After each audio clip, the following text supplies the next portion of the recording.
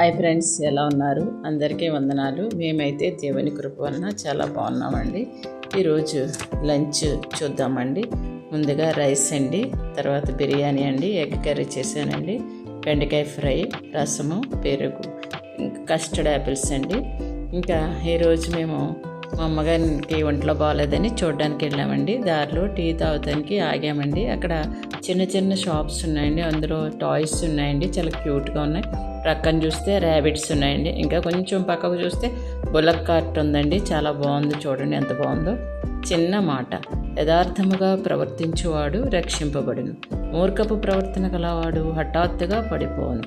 ఇది చూడండి, ఇది సరళమైన హృదయానికి తగిలిన మాట. దేవుడు మనం ఎలా నడుస్తున్నామో అన్నది చూస్తాడు.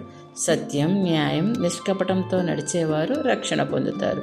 మోసం, దగ, వక్ర మార్గంలో నడిచేవారు ఒక్కసారిగా పడిపోతారు. చూడండి, ఒక మనిషి రోడ్డుపై వెళ్తున్నాడు. రోడ్డు సరిగ్గా ఉంది, ఎలాంటి గోతులు లేవు. అతను క్షేమంగా ఇంటికి వెళ్తాడు. అదే షార్ట్ కట్లో వెళ్ళాడు అనుకోండి, మొదట్లో బాగానే ఉంటుంది, కానీ లోపలికి వెళ్ళే కొలది గోతులు, ముళ్ళు ఉండి అవి గుచ్చుకుని పడిపోతాడు. అలానే మన జీవితం. నిష్కపట దారి కాస్త కష్టంగా అనిపించినా అది రక్షణకు తీసుకుపోతుంది. కానీ వక్ర మార్గం అది ఎలాంటిదంటే వంచిన, అబద్ధము, దొంగచాటుగా నడిచేది. అది తాత్కాలిక గెలుపులా అనిపించినా చివరికి కూలిపోతుంది. కనుక నిష్కపట దారి రక్షణ మార్గం, వక్ర మార్గము నాశన మార్గం. కాబట్టి మన అడుగులు ఎప్పుడూ దేవుని మార్గంలో ఉండాలి.